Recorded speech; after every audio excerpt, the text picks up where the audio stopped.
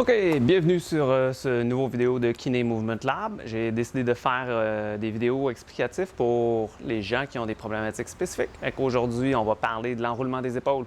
C'est une des problématiques qu'on va retrouver qui est quand même assez commune là, avec la vie de tous les jours d'aujourd'hui. Les gens sont à l'ordinateur, cellulaire, tout ça.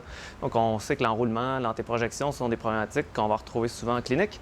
Donc, j'avais le goût de vous proposer un vidéo explicatif, démonstratif en fait, pour réussir à vous aider à faire vos exercices à la maison. Plusieurs d'entre vous sont mes patients. Alors, ça va vous aider de mieux comprendre les exercices, d'avoir un meilleur rappel. La vidéo est un bon feedback pour ça. Donc, je vais essayer de vous démontrer les exercices à faire.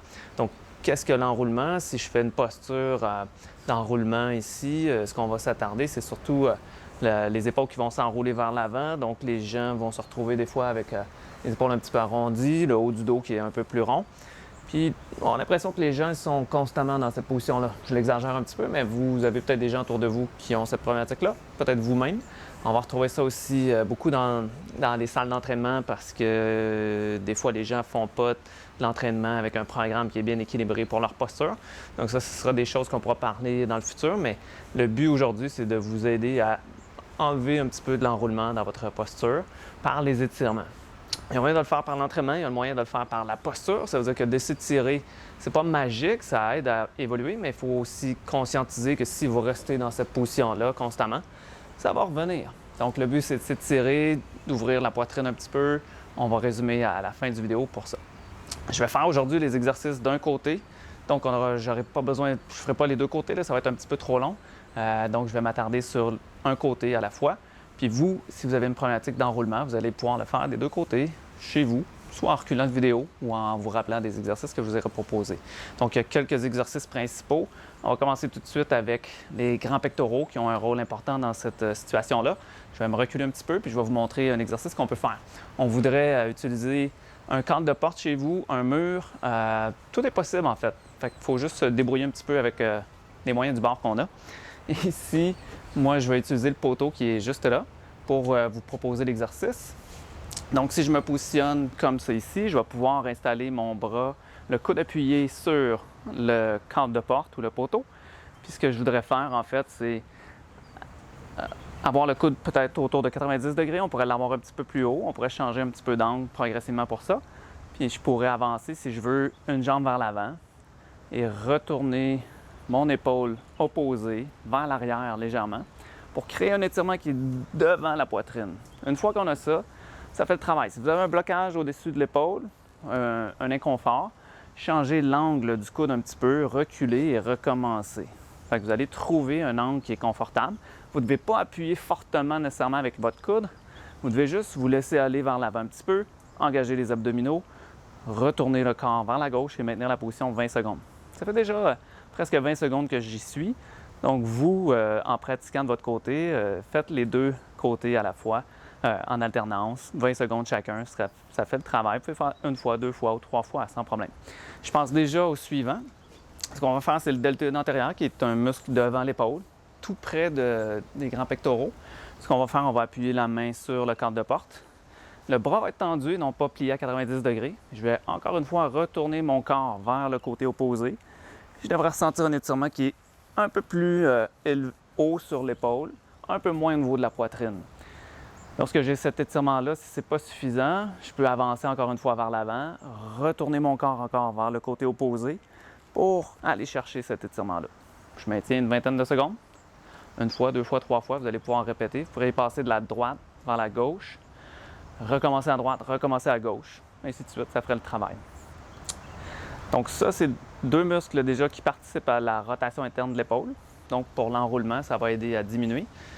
Un autre que moi j'aime bien, c'est le grand dorsal. Il y a plusieurs façons de faire cet étirement-là, mais le grand dorsal se fait très bien debout. C'est un petit peu plus technique peut-être, mais je vais essayer de bien vous le démontrer. Donc je vais me placer juste ici comme ça. Je vais attraper avec ma main gauche le cadre de porte. Donc on s'imagine un cadre de porte qui est peut-être fait comme ça ici, que l'autre côté du cadre serait ici. Je vais prendre mon bras gauche de ce côté-ci. J'attrape le cadre avec ma main, fortement quand même pour être une prise solide. Je vais arrondir un petit peu mon bas du dos en contractant légèrement les abdominaux. Je fléchis les jambes et je me laisse descendre progressivement. On ne devrait pas ressentir de coincement dans l'épaule sur le dessus. Si c'est le cas, des fois, c'est de descendre la main un petit peu, de ne pas l'avoir trop haut parce que ça va créer une pression. Donc, à hauteur de l'épaule, sinon, des fois un petit peu plus bas. Puis on s'assure d'arrondir. Puis on descend un petit peu les fesses et mon corps s'en va vers l'arrière. J'arrondis, puis je pourrais aussi pivoter mes hanches du côté droit si j'ai le bras gauche qui est appuyé sur le cadre de porte. Si je prends une grande inspiration, j'augmente mon étirement. Puis si je contracte les abdominaux, ça augmente aussi un petit peu l'étirement.